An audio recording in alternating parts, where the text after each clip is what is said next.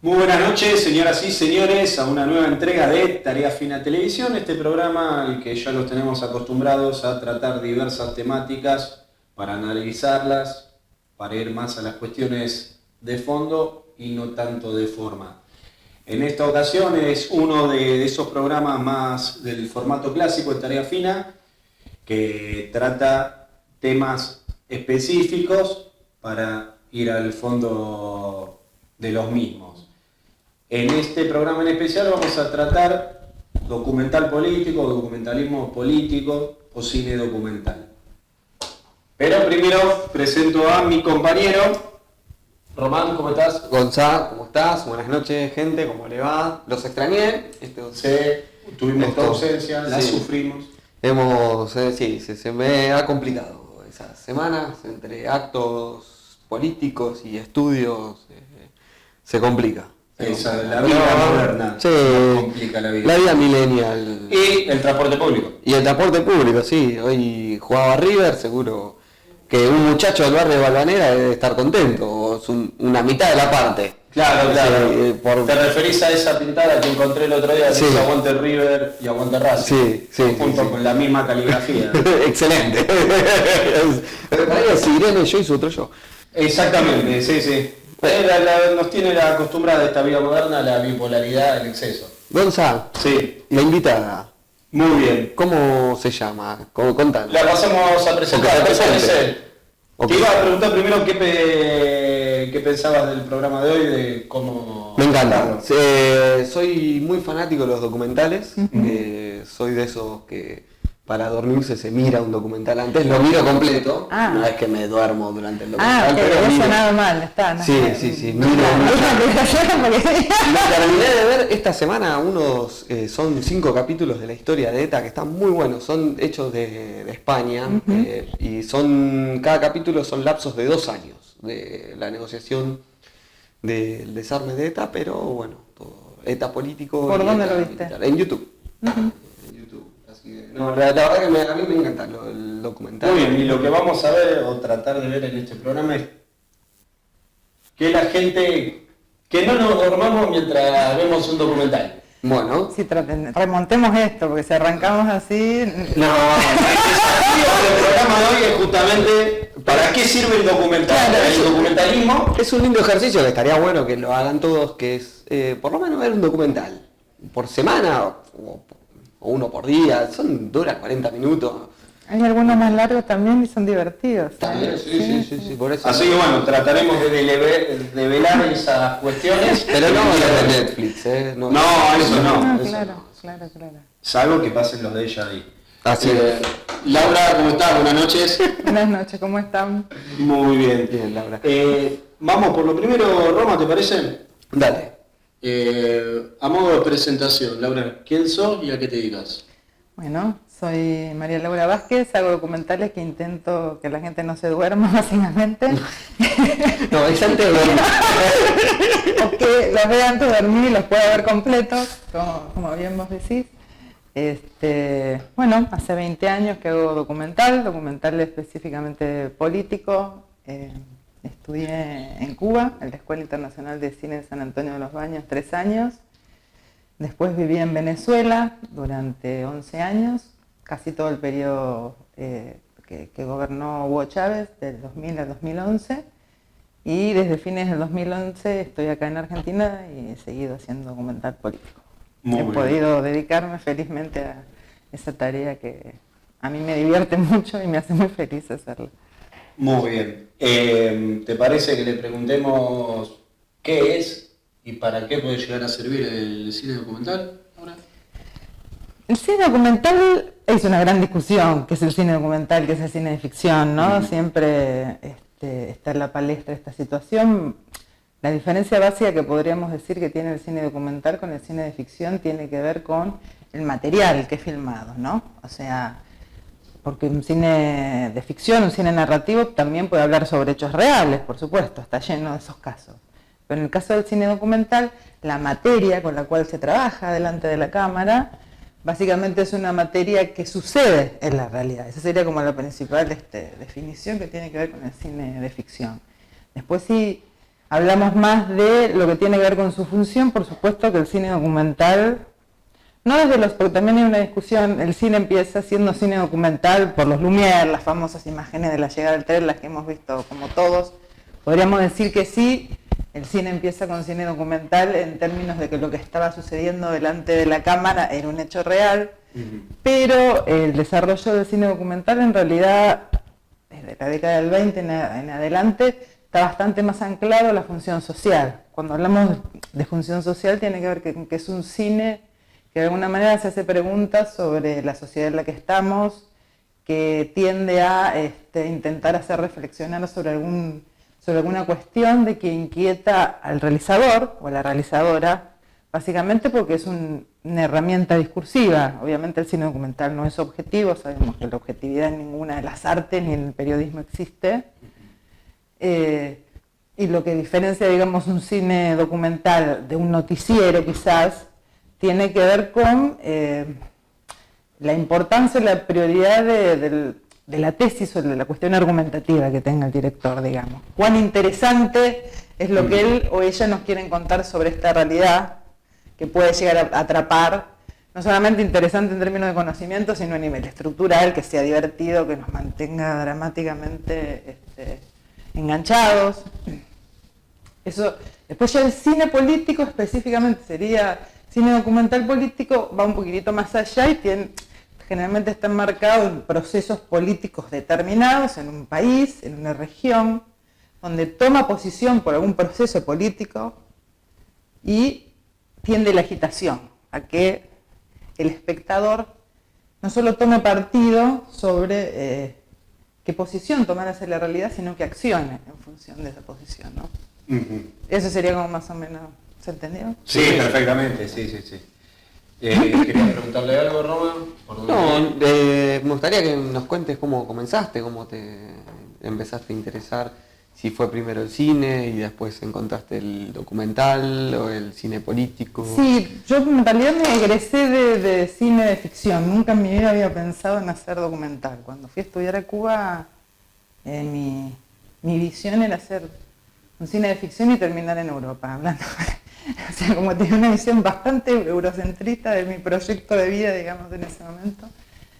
Terminé por una cuestión más afectiva, amorosa en Venezuela, con una pareja, y justo llegué a lo que era la Venezuela de Hugo Chávez. Hugo Chávez recién estaba asumiendo lo que sería después de la segunda elección, porque él gana el 98 y después del referéndum vuelve a asumir como presidente cuando se lo vuelve a elegir. Yo llegué a Venezuela con una mirada bastante escéptica de lo que era el proceso venezolano y la figura de él, por ser militar, bueno, tenía como una... Y bueno, empecé a ver lo que estaba sucediendo. Me acuerdo que fui el día que él asume a esa plaza y me impactó mucho lo que vi en ese momento, la gente, lo que él habló, me di cuenta que había algo que no estaba entendiendo, que estaba dentro o fuera de lo que era mi marco de entendimiento. Y conseguí un laburo, buscando trabajo en ese momento, como documentalista, pero de piezas culturales. Tenía que recorrer el país, un hermoso proyecto, de todo el país, como buscando cultores populares, no sé. Juana, que hace telares en Táchira.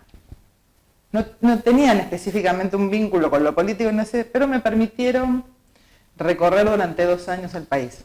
O sea, el objetivo era identificar cosas nacionales. Sí, y filmarlas. Hacíamos como pequeños documentalitos de 20 minutos para el Ministerio de Cultura, donde íbamos a identificar cultores populares, que se les llamaba, personas anónimas, pero que desarrollaban parte algo de la cultura artístico. de Exacto.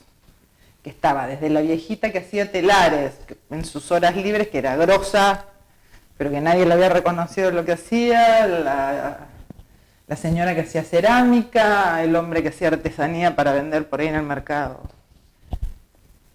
Bueno, y eso me permitió durante 2 años ir recorriendo, y obviamente en este recorrer, en este vivir, empezar a ver lo que estaba sucediendo en el país, a nivel político, a nivel social. Y bueno, cuando se empezó a intensificar la revolución y qué sé yo, dije, no, estoy acá, esto hay que filmarlo. Y fue en ese momento que un poco, más que una decisión de voy a hacer esto, como que dije, Te cayó. esto hay que registrarlo, estoy acá, esto es importante, y empecé a trabajar básicamente con el tema del registro del proceso político venezolano. Y ahí arrancó más que nada como mi beta más política, digamos. Cuando estabas en estos 2 años del proyecto de crear material audiovisual con la cultura de todo el país de Venezuela, ¿ya venías con algún tipo de formación o bagaje ideológico que te permitiera analizar lo que estabas viendo, o en ese momento despertó? No, yo soy hija de militantes de izquierda, lo que pasa que creo que tenía como una mirada muy de clase media de izquierda que no entendí, o muy encerrada en una realidad clasista y muy argentina de lo que puede ser una revolución, de lo que puede ser un proceso como que uno a veces pasa tiempo de poder entender, ¿no? Y sobre todo Venezuela, que es parte también de Latinoamérica, pero hay mucho centroamericano ahí también, donde las lógicas son totalmente distintas, totalmente distintas. Lógicas de todo tipo, las lógicas políticas, sociales, culturales, es otra historia, ¿no? Bueno, eso creo que llevó tiempo entenderlo y bueno, también depende también del nivel de receptividad que uno pueda llegar a tener con esas realidades, con todas. Claro. Y ya que mencionás esto, contanos un poco de los documentales que fuiste haciendo desde el principio y más o menos qué es y qué características tuvo cada uno. Bueno, cuando empecé a trabajar con el cine político se armó allá, es inevitable hablar de la realidad venezolana, digo, voy y vengo, ¿no? Porque se armó allá un proyecto que se llama La Villa del Cine, que fue una especie de Cinecittà, de estudios nacionales. Entonces a mí se me puso a cargo del departamento documental en ese momento, con lo cual era urgente, estamos hablando del 2003, había pasado el golpe, había pasado el paro petrolero, la importancia de los medios de comunicación a la hora del golpe que se le había dado a Chávez había sido muy importante, había sido trascendental, con lo cual el Estado redirigió la mirada, digamos, también a lo que tenían que ver con los contenidos audiovisuales por la fuerza política, ideológica y agitación que tienen eso. Siempre lo han tenido en todos los procesos revolucionarios y en el mundo, digamos. Porque, volviendo al tema del cine, pues todo cine es político. O sea, el cine norteamericano de espectáculo también es político, que no lo sé abiertamente, ¿no? Pero es peor, porque hacen tráfico de ideología pensando que el espectador se lo consume, los niños, sobre todo. El cine infantil es absolutamente político, es una herramienta política bestial. Bueno, entonces ahí empecé a trabajar en una película inicialmente que se llamó Cuando la brújula marcó al sur, que es una película que intentaba explicar la llegada de Chávez a la presidencia, pero partiendo desde la conquista de América, o sea, cómo Chávez era un proceso histórico de lucha de clases de 500 años atrás, ¿no? Es el producto final de toda una resistencia. Exacto.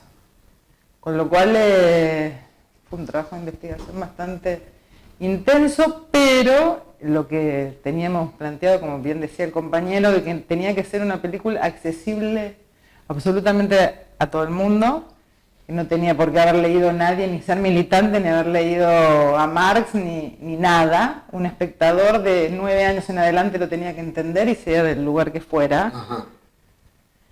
Entonces, bueno, se trabajó mucho con el tema de generar un material didáctico, dramáticamente interesante, que no se tiene que perder la idea de que es cine, y el cine es una herramienta dramática y narrativa, con lo cual tiene que mantener los elementos de ese arte, digamos. Y bueno, salió esa película que fue muy, muy interesante el proceso, porque se dio primero todo un círculo en salas y después se trabajó mucho, mucho políticamente en los barrios, en las escuelas. De hecho, creo que es una película que se sigue usando mucho en Venezuela hasta ahora. ¿La siguiente? Y después hice la película del Bicentenario, que Venezuela para su bicentenario hizo una película que se llamó Independencia, el espíritu libertario de un pueblo, donde la consigna era hablar de los que nadie habla nunca en la independencia, las mujeres, los negros, los indígenas. Entonces trabajar el concepto de la lucha de la independencia desde esa subjetividad, digamos. Y esa se presentó en el Bicentenario venezolano, en las fiestas del Bicentenario. Y así, para hacer una sinopsis del trabajo que has hecho.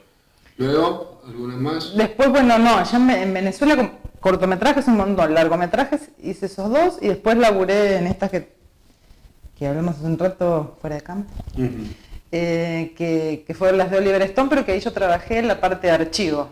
Al sur de la frontera, y mi amigo Hugo, lo que hice fue laburar la producción de archivo. Como yo ya venía laburando mucho el tema de Venezuela, la historia de Venezuela, había generado un montón de archivo bestial. Te eligieron vos.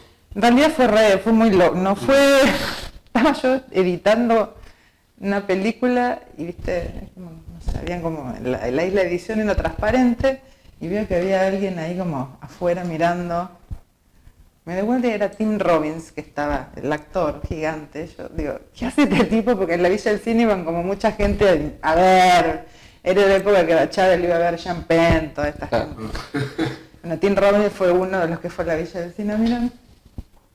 Entonces me empieza a hacer señas, llama a uno, viene el productor de la película que también le gestionaba toda esta gente de Hollywood progresista que de alguna manera hacía el lobby hollywoodense con Chávez, o al revés. Y nada, vieron, justo estaba editando material y me llamaron, ¿qué estás haciendo? Venite esta noche al hotel y me fui, yo ni sabía quiénes eran y ahí me enteré que eran los productores de Oliver Stone, de Kusturica, casi me muero. Fue una cosa, la verdad, un poco más fortuita que... no sé, claro, vayan a hablar con Laura Vázquez. Así la cosa. ¿Cómo fue trabajar? Porque tuviste que laburar tanto con Oliver Stone como con Hugo Chávez. Sí. Con Hugo Chávez trabajé, bueno, en el sur de la frontera fue un trabajo netamente de proceso de archivo. Con Hugo Chávez trabajé, pero cuando estaba en la Villa del Cine, que él nos daba como los lineamientos al ministerio, eran más una situación ministerial de laburo, digamos, ¿no? Y después estuve acá con él siguiéndolo cuando él estuvo en el 2003, que fue que habló que vine yo a hacer ese registro, que habló, ¿fue 2003 o 2004? 2005 No, antes del 2000, bueno, 2013 o 2004 que habló en la universidad, que hice todo un registro con él de todo el paso que vino a ver a las madres. Un tipo realmente conmovedor y fantástico, manejaba una energía muy especial cuando hablaba, como le transmitía, era muy vibrante él. Y después con Oliver Stone trabajé en Mi amigo Hugo, pero fue una relación muy mediatizada por su asistente de dirección, tipo muy frío, muy distante, muy... Es que no se va a sentar con vos a hablar, claro, qué es de tu vida, cómo estás. Claro. No, un tipo... Y actualmente estás haciendo, estás difundiendo una película sobre Chávez. Sí, bueno, Chávez Infinito se estrenó acá, pero se estrenó en el 2017. Cuando yo volví en el fines del 2011, bueno, Chávez muere en el 2013, yo estuve acá laburando, haciendo otras cosas para Paca Paca, para Encuentros, laburos más de televisión. Este mismo productor me convocó para hacer me convoca para hacer Mi amigo Hugo, viajo a Venezuela, porque Mi amigo Hugo se hace en el 2013, vuelve para Argentina y había quedado una cantidad de archivo bestial de esa película que Oliver Stone no había usado. Yo debo tener en casa alrededor de 1000 horas de archivo de la historia bolivariana, y clasificado. Muy una lindo. Cantidad muy lindo eso. Está muy lindo y está muy bien organizado. No me miren así con esa cara de pasado. No se sale. Cada día. Sí. Pero, ¿qué les iba a decir? Acá no se rinde nadie. Se la vamos a sacar. Bajo 7 llaves. Me quedó un montón de archivos que no que no se usó, o que se usó como imagen, no sé, hablando a alguien, y no como escena, como tapada, como apoyo de una situación que se despojaba de todo su valor dramático, histórico. Entonces yo le propuse al productor hacer una película con lo que había quedado para conmemorar los 4 años de la muerte de Chávez en el 2017. Y te hago una consulta. Cuando vos agarrás el material Sí. que vas a trabajar, ¿cómo empezás a armar la película? ¿Cómo la pensás? Si por ejemplo hay alguien que quiere empezar a hacer cine político, ¿Qué pasos a seguir? Sí, ¿cómo empieza? ¿Hacia dónde llevas la idea? Y es un proceso muy... Recién hablábamos con Gonzalo cuando estoy escribiendo ahora un guión. Primero lo que me ha sucedido es que generalmente las historias nunca las elijo, son historias que me aparecen, como decir, hey, nos tenés que contar de alguna manera, es como esto, ¿no? Se me presenta una realidad como, acá estoy y no sé qué vas a hacer, pero algo tenés que hacer conmigo, digamos. No es como que yo digo, bueno, me quiero poner a investigar. Siempre he pasado una situación de... Pero armás un equipo... Después, cuando esa historia aparece, uno empieza a pensarla, pero es como, viste, un pedazo de piedra que uno sabe que la película está ahí adentro, y empezás a esculpir, como hacía Rodin, de a poquito, y va apareciendo algo, apareciendo otra cosa. Son procesos largos, por lo menos para mí, de ensayo y error, entre que empiezo a pensar una película y que termina, no pasan menos de 3 años. Que se estrena. Claro. ¿No? Entonces, primero hay todo un periodo de que aparece la idea, todo un gran periodo de investigación, después... Primero se empieza por la investigación. Claro, o por lo menos así lo hago yo, no sé si digo... Porque tenemos algo escrito de la experiencia, Claro. lo empírico es mucho mejor. Podríamos decir que en general sí, más o menos sería el procedimiento general. Uno tiene un tema que lo llama y empezás a hacer un proceso de investigación y encontrarle la beta de qué de ese tema es interesante de contar, para no volver a repetir discursos, digo, ¿no? Volver a qué posición argumentativa, bueno, empezás como a consumir todo lo que se pueda generar sobre eso y después, ¿qué voy a decir de todo esto? ¿No? ¿Qué línea argumentativa, qué hipótesis sobre este tema, sobre esta realidad voy a transmitir? Y después de que tenés eso, ¿qué forma va a tener esto? Porque puede tener miles de formas diferentes. ¿Cómo? Puede ser un formato más de noticiero reportaje donde tengas entrevistas de gente hablando con material de archivo. Puede ser más un formato observacional donde uno registra ciertas situaciones y la cámara pareciera que no existiera y se juega o se hace un código base con una convención donde los que están delante de la cámara juegan a que esa cámara no está y que ese otro que es un director tampoco está y se intenta reproducir una realidad lo más objetiva posible. Puede ser el director entrando a cámara y generando la acción y la situación como hace Michael Moore. Claro.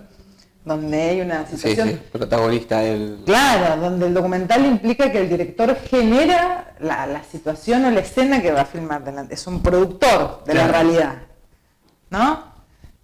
El documental tiene millones de formas y creo que definitivamente es el género que más ha variado y que más formatos tiene de todo el cine. Volviendo al tema de que yo creo que justamente si uno se pone a ver documentales y la diversas variedad de documentales que hay, es el género más rico, porque vos ves una película de terror de 1930 y ves ahora y básicamente tienen los mismos códigos. Son los mismos planos. El documental a través de la historia es el que más se ha ido enriqueciendo, más formatos, sobre todo en el lugar del enunciador, del director, los diferentes lugares. Puede ser una voz en off, otro formato de la voz del saber que dice, ¿no? Y enuncia y marca. Mil formas de poder contarlo y creo que definitivamente es el que a nivel de tratamiento es el más rico de todos los géneros cinematográficos. ¿Y te cuesta darle un fin a la película? Sí, pero hay un momento que no das más. Ya está. Ya hay que... Ahora la seguís viendo y decís, qué cagada, esto no estaba bien, esto tendría que haber ido para allá. Mira para acá, me equivoqué, esto es una mala pausa, la música esta no funciona. Soy una boluda, pero bueno. Esas serían cuestiones más de la postproducción. Sí, pero ya hay un momento... Está el guión que lo tenés que pulir. Sí. y encontrarle el formato. Por eso te digo, yo creo que cada idea tiene su forma natural. Yo no es que tenga una estética preconcebida. Cada película que he hecho, Fue distinta. porque ella requirió, es como tener un hijo en un momento. ¿Y cuál disfrutas más vos? ¿Cuál película disfruté más de hacer? Sí. O que disfrutás hacer, por ejemplo, entrevistas o armar ¿Qué las formato? historias. Sí, estoy pensando. A mí me gusta, de todo lo que he hecho, lo que más me gusta como experiencia es la película que hice ahora, la última que es sobre Nicaragua, los 120, que es un viaje, una road movie revolucionaria, te digo yo. Me gusta películas como más narrativas, más que, o sea, donde hay un hecho que voy narrando y acompañando a los personajes en ese hecho, eso lo disfruto. ¿Querés de paso contarnos más o menos? Porque yo la vi, esa me encantó. Los 120, la Brigada del Café, es una película que trata sobre una brigada del café, que fue en el 85 a cosechar para ayudar al pueblo nicaragüense, porque en ese momento estaba acechado por la contra, y muchos jóvenes tenían que ir al frente a la lucha, a la pelea armada.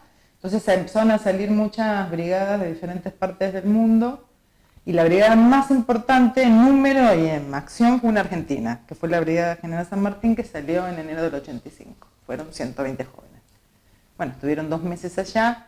Esto los marcó mucho, tanto los argentinos como los nicaragüenses con los que estuvieron compartiendo, y la película es 31 años después, 4 de ellos vuelven a Nicaragua y vuelven a hacer el mismo camino y bueno, se encuentran con los compañeros nicaragüenses con los que habían estado, recuperan la memoria, vuelven a vivir, a revivir todo lo vivido 31 años antes, ¿no? Qué linda. Eso Sí, ese rodaje fue hermoso. lo podemos ver en disfruté. dónde. Ahí. Estuvo un mes en las salas, por lo cual fue una buena taquilla en ese momento. Estuvo en Cinear, ahora lo sacaron de Cinear porque sacan los estrenos y va a volver a Cinear en algún momento. Ahora, en realidad, no está subida en ningún lado, porque bueno, está como en el periodo de venta a canales. Claro. Pero bueno, en algún momento, pero lo que sí se está haciendo son proyecciones sin fines de lucro, porque el productor no me deja, también está la figura del productor, que se hace en el Centro Cultural. De hecho, el 18 de mayo se va a pasar a la Access. Bueno, Están todos y todas Por invitados. favor. El 18 de mayo, sí. en la ESMA. Sí, ¿a me acuerdo de qué hora? la hora, creo. ¿Se puede fijar en algún lado? Yo no te lo mandé a vos ahí. Si hay un flyer, después lo subiremos. Sí, Si cualquier cosa nos lo preguntan como siempre. Sí, Sí, nos ha llegado muchas. haciendo presentaciones sobre, tuviste más o menos de gira en este último tiempo con Chávez Infinito. Chávez sigue viviendo infinitamente, no es porque, pero es una película que todo el tiempo la reclaman para pasar. Yo no voy a todas, pero hay algunas que a veces me gusta, y justamente porque Venezuela en este momento está en el ojo del huracán.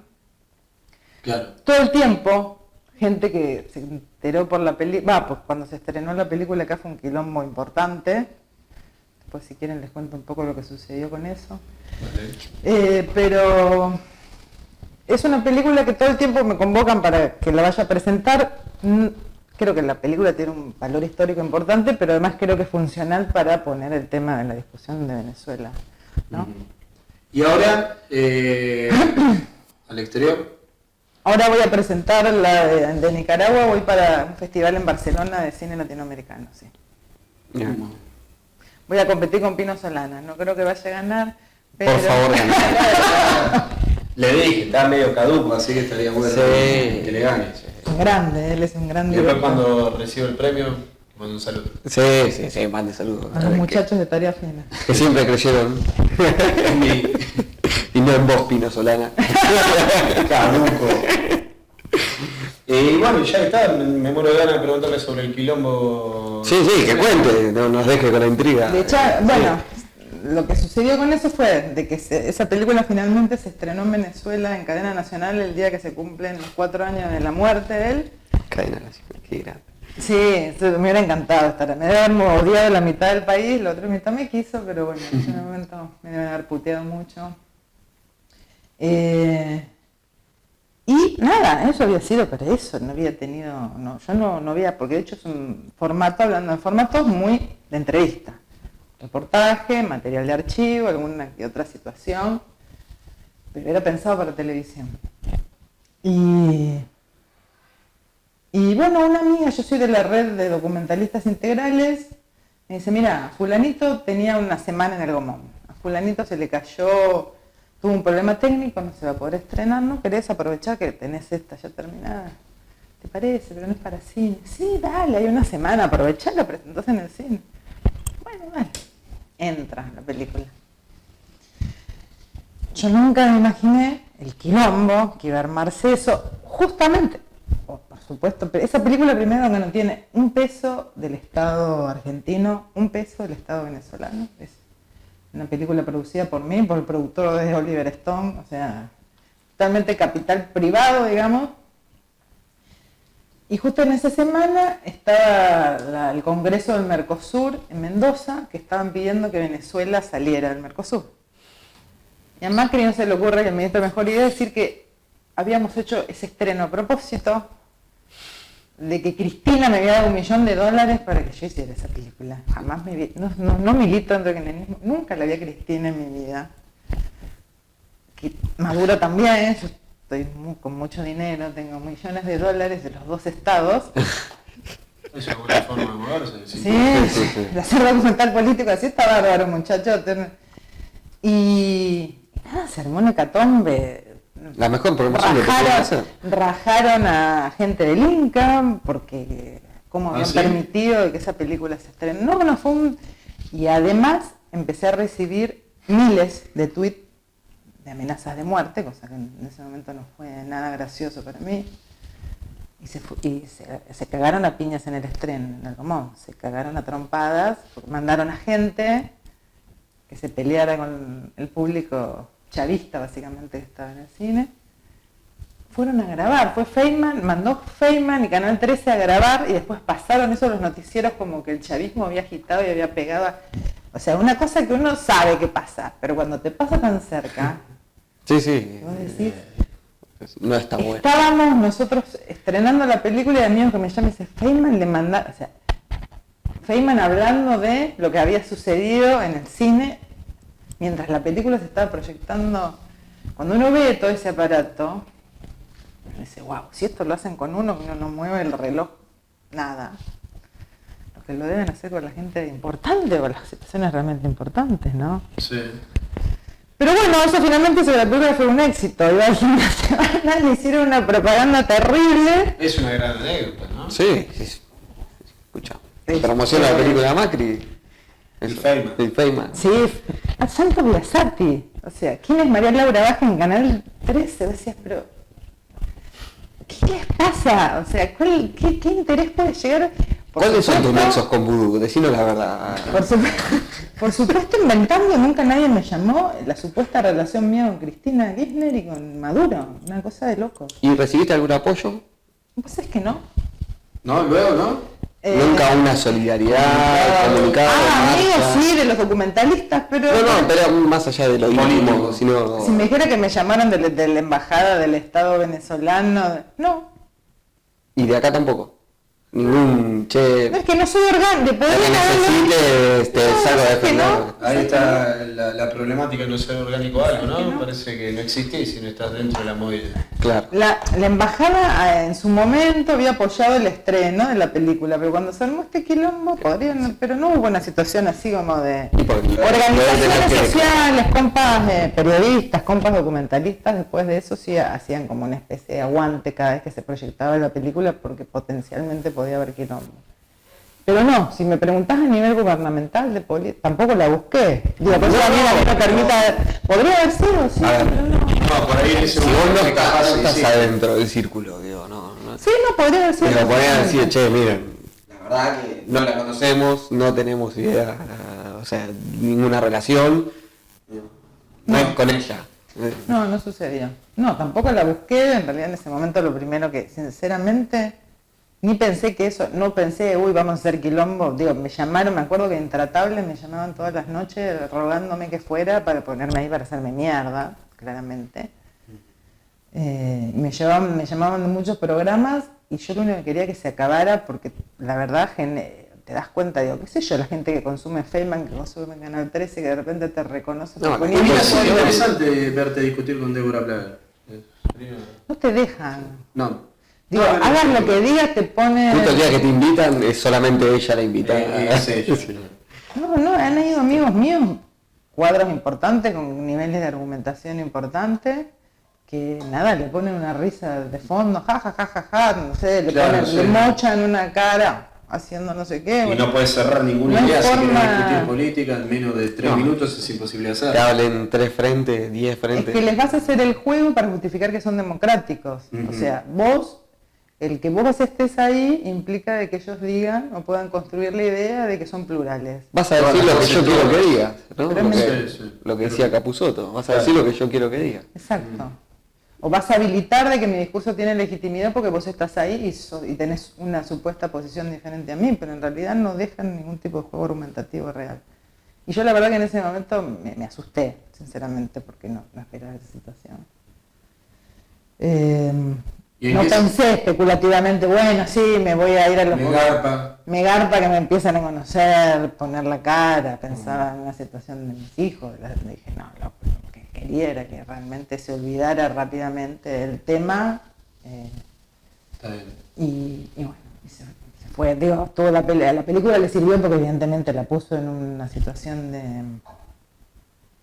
de punto importante de discusión, pero yo no... En ningún lado fui a poner la cara para aclarar nada. Decidí no hacerlo porque, no sé... La culpa era de Oliver Stone también. No, pero también estos locos que lo ven a Feynman gritando, la cucaracha Vázquez, hasta me había puesto un nombre. Qué raro. Es bueno para ver. Entonces, y que me vea por la calle y me insulte, me quiera hacer algo, que es que con mis hijos... Yo lo pondría en el currículum. Me insultó Me insultó Feynman. Me acusó de fumar porro. ¿Y en qué situación se encuentra el cine latino? Ahora, el cine documental latinoamericano, ¿en qué situación?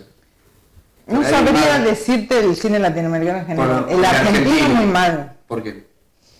Y porque, como todo el cine nacional, los niveles de producción se han reducido muchísimo. O sea, el financiamiento, la cantidad de películas que se están produciendo documentales es mínima comparada con los años anteriores, y lo que se está produciendo con unos niveles de complicación por el nivel de inflación, digo, como todas las áreas.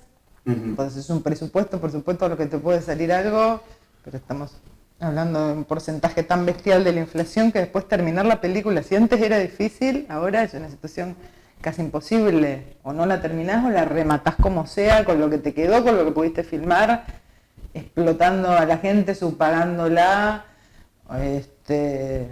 de mutuo acuerdo, porque generalmente uno trabaja con amigos y uno termina accediendo, como director uno es el primer explotado, o sea, a trabajar, pero de una manera que no está bien. O sea, ni es bueno para uno ni es bueno para los otros. Generalmente, ¿cómo funciona o cómo debería funcionar el Inca en cuanto a la producción de contenido? Mira, antes de esta gestión, voy a hablar de la parte documental, no sé la de ficción. La de documental, sí.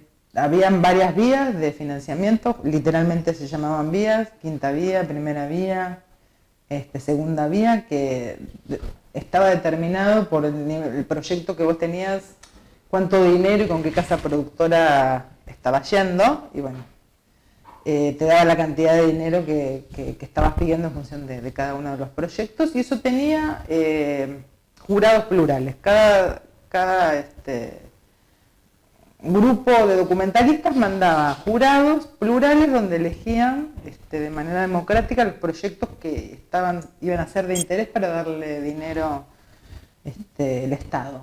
Ahora no se están nombrando esos jurados, o esos jurados, a veces muchas de esas personas son nombradas a dedos, no son ya enviadas desde las organizaciones documentalistas, con lo cual se está interviniendo ideológicamente los jurados, y además, si antes habían 4 o 5 grupos de jurados anuales, ahora están funcionando 1 o 2, es una cosa tremenda.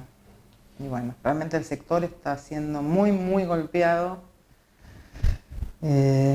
la gente está buscando laburo de lo que sea y bueno, creo que están justamente debilitando un sector, el sector más crítico de la parte audiovisual, que es justamente Claro, el sector documental, ¿no?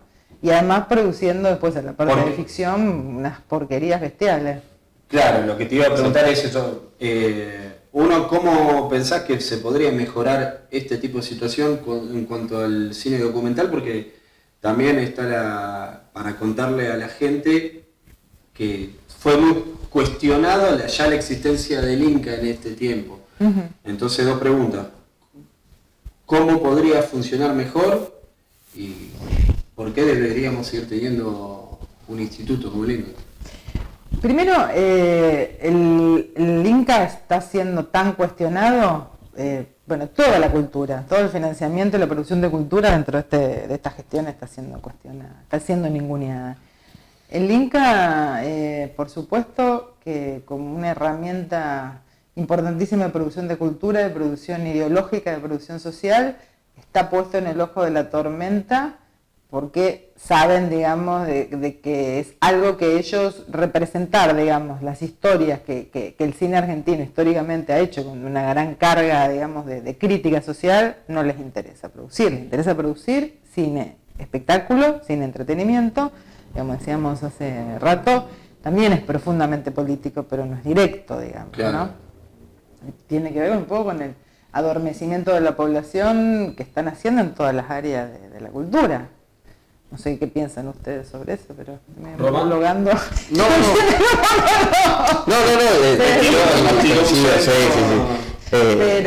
Sí, claramente hay gobiernos que financian más la cultura y otros gobiernos no. Supongo también con el cine, también desde los sectores que no les interesa invertir, uh-huh, acusan a los que invierten como que invierten en propaganda, como si fuese Goebbels que está bajando línea ahí.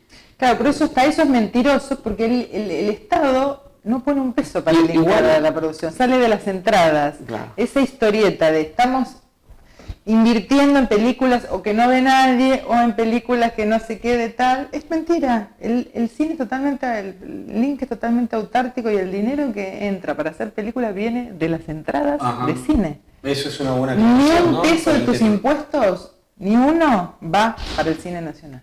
¿Escuchó, señora? Ni un peso. Ningún peso. Ni un peso. Y en cuanto a la formación, ¿hay alguna posibilidad en el país? ¿Qué posibilidades hay de la formación en cuanto al cine, en cuanto al cine documental? Si alguien está interesado, ¿qué podría ser? Hay un montón. Argentina, específicamente Buenos Aires, es uno de los lugares donde más centros educativos audiovisuales tiene, tanto privados como públicos. Uh-huh. La Universidad de Buenos Aires tiene diseño de imagen y sonido, escuelas privadas chiquititas hay un montón. La escuela privada más importante es la FUC, la de Antín, la que está, no sé si la conocen, en el barrio de San Telmo. Después la Universidad de Lanús, la Universidad de Avellaneda, la Universidad de La Plata, la de Córdoba. Todas estas universidades públicas tienen carreras audiovisuales muy buenas. Algunas con... ¿San Martín, entonces? No, Lanús, por ejemplo, Lanús prioriza el tema del diseño sonoro. Uh-huh. Y tiene unos equipos increíbles. Bueno, la escuela del Instituto de Cine, el ENERC, que es gratuita. Uh-huh. Hay que hacer exámenes. Yo a veces he preparado chicos para el ingreso. Y chicas, hay que hacer exámenes que son rudos, pero es totalmente gratuita y es una calidad excelente que se entra por áreas. Es bestial. Miles y miles de jóvenes, chicas y chicos por año salen con algún tipo de preparación dentro del ámbito audiovisual. Y es un ámbito muy competitivo. Sí. Hace poco hicimos un programa con unos compañeros que armaron una película sobre Cacho en Bar El Cadrí. Sí. Y nos habían contado que estaban participando para un ciclo de cine que uh-huh, por ahí ganaban o podían participar y subieron hace poco en el Festival Internacional de Cine Político, van a estar compitiendo. Sí, muy bien. van a estar compitiendo ahí, Cacho, una historia militante. La verdad, la película la vi, está muy linda. Todavía me quedé pendiente. ¿No te dormiste con esa? No, la verdad que no. Lo vi un viernes a la noche en el Centro Cultural de Discépolo. Sí, ahí. Y no, la verdad que la película te va llevando sobre la historia. No, en bares era maravilloso. Maravilloso. Ayer le comenté. Yo te quería hacer una pregunta sobre tu formación. ¿Qué encontraste de lindo o personas que te han marcado a la hora de formarte, ¿no? En la universidad o por ahí, gente que no, cuando estudiaste o por fuera del estudio, quiénes fueron tus referentes o quiénes fueron los que te fueron ahí llevando sobre este camino? Nunca me habían hecho esa pregunta, ahora déjame que pienso un rato. Así que... No sé. Además que justo te formaste en Cuba. Sí, igual yo siempre dije, mi papá, si me haces una pregunta, mi papá es un cinéfilo importantísimo, desde chiquitita me hacía ver películas terribles, que fue papá, ¿cómo me hacías eso a los 5 años? Pero yo siempre de los 7 años dije que iba a ser directora de cine porque creo que él lo decidió. Nunca entré en contradicción con eso, pero lo decidió él, creo que antes que yo. Y me hacía ver un montón de cine, muchísimo cine, veía de chiquita. ¿Y cuáles te marcaron? Pero me hacía ver, íbamos al Gran Rivadavia a ver películas cuando eran 2, ¿se acuerdan? Bueno, ustedes son más chicos que yo, pero que había la maratón, era maratón. Claro, habían como 2 o 3 películas, íbamos con los 10 alfajores en el Gran Rivadavia de Floresta, exacto. Y veíamos esas películas recontra hollywoodense, también me podía ir a llevar, me iba a llevar a los cineclubs a ver películas de Fellini, de muy corta edad. Con lo cual siempre el cine, creo que si hay alguien que determinó eso, fue mi padre. Y después, la escuela de Cuba, por supuesto, era como un sacerdocio, estábamos encerrados y éramos 40 en una escuela, 3 años. Era como una especie ¿Era la única argentina? No, éramos 3. Ana, Mercedes y yo. Era como un gran hermano de 3 años. Éramos 40 de todo el mundo. ¿Qué tal la formación de esa isla comunista? Genial. Y es una de las mejores escuelas del mundo. Es genial esa escuela. Porque además van los profesores, los grandes directores, te levantás y los tenés ahí dando. Y además es muy intensa, desde que te levantás y como vivís ahí, no salís. Si querés salir, salís los fines de semana. Estás todo el día haciendo cine o hablando de cine, que te levantás hasta que te acostás y cuando te acostás seguís hablando de cine. Sí. Y recordando también el programa, hicimos 2 programas sobre documentalismo, el de Embar el Kadri y el de Cemento. Una de las cuestiones lindas del programa de Cemento fue que era un muchacho que trabajaba otra cosa, pero tenía tanta ganas de hacer la película que fue y la hizo. Casi de manera autodidacta. Se fue formando de manera profesional también, pero tenía lo que quedó como el limpio de ese programa. Tengo ganas de hacerlo, hoy me ocupo de hacerlo. Y el programa sobre el documental de Cacho Embar el Kadri, lo que descubrieron la necesidad y la buena idea de encontrarse en el cine debate, en el ir a, como vos comentaste recién, esos espacios, esos clubes de cine, y mencionando algo que vos decías al principio, el no debate, el no espíritu crítico, el no encontrarse, puede servir, es una buena herramienta el cine para encontrar y dar la discusión política que no se da en programas como los que acabas de mencionar. Sí, claro. Sí, es fundamental, digamos. Y justo el cine... Y el cineforo, cuando va acompañado de discusión, digamos. Claro, el cine debate, el cineforo. Y aunque no exista eso, los buenos documentales, si vas solo, te lo vas pensando vos, si vas acompañado, salís hablando con el otro. Creo que agitan el corazón, agitan el pensamiento y eso es importante. Para mí una de las cosas más lindas que me pasó con el 120 es la cantidad de gente que de repente me escribía cuando iba a presentar en el cine, se me acercaba y me decía, no solo me conmoviste y me hiciste recordar gente que no había participado en la brigada, ¿no?, sino que me haces interpelar de qué carajo estoy haciendo yo en este momento. Y que me dijeran eso, Claro. decía, wow, no sé si es una buena o una mala película. La verdad que tampoco nunca me interesó, no soy como muy esteticista de decir, ay, hago cine para ganar festivales, para ser reconocida, para que se hable de mí, La verdad que no. ¿Para qué no sé? Para que salga alguien por el cine y me diga, estoy pensando qué carajo estoy haciendo de la vida en este momento, para eso. Muy bien.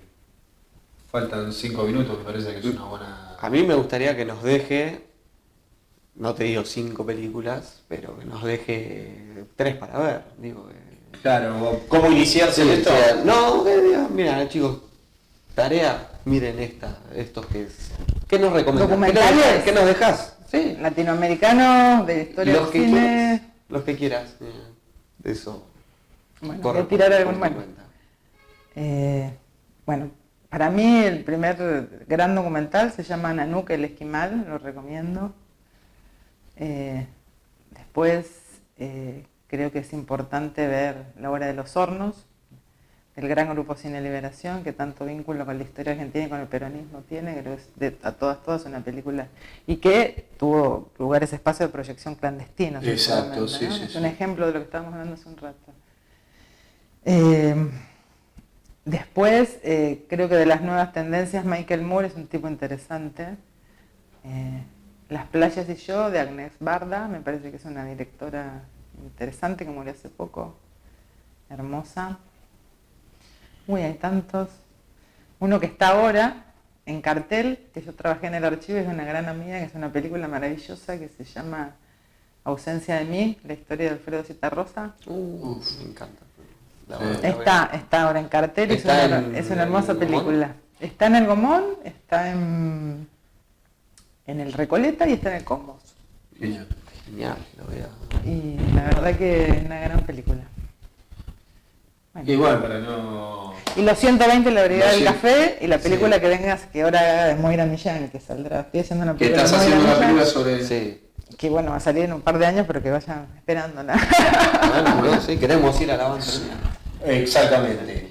¿Qué podemos sacar de conclusiones del día de hoy, Roma? Que hay que ir a Cuba. Que hay que ir a Cuba. ¿A Venezuela? Hay que ir a Venezuela a vender empanadas. Así le cortamos un poco la arepa. Exacto. No, me parece que está bueno que aquellos que les gustan el cine, que se encuentran las historias, porque hay gente por ahí que encuentra historias y no se anima a contarlas, ¿no? Y estamos llenos. De tomar tu experiencia. Eso es importantísimo y creo que lo que están diciendo de la experiencia de Cemento es así, o sea, hay que sacarle el miedo. Uno de los mejores directores del cine nunca estudió cine, que es Orson Welles, hizo documentales, F de Falso. Es un monstruo. Era un dramaturgo increíble, pero cuando hizo El Ciudadano, que está calificada como la mejor película del mundo, nunca había estudiado cine. Con lo cual, por favor, si quieren hacer cine, háganlo. Háganlo. No tienen por qué pasar por ninguna escuela necesariamente. Y tampoco estudiar en las Me grandes encanta universidades como Estados Unidos, ¿no? Exactamente, me encantó ese mensaje. Hacelo. Hijas de dirigentes. Perdón. Hijas, sí. No. Sí. No nos gusta. Me encanta esto, ¿no? Este lindo programa. Un excelente programa. ¿Alguna reflexión final? Bueno, gracias por invitarme, una buena charla. Muy bien, muchas gracias. Bueno, y para cerrar me parece, obviamente estuve estudiando un poco el tema y... 100 años de Eva, no podemos decir, cerrar este programa. Sí, 100 años de Eva, 100 exactamente. años de Evita.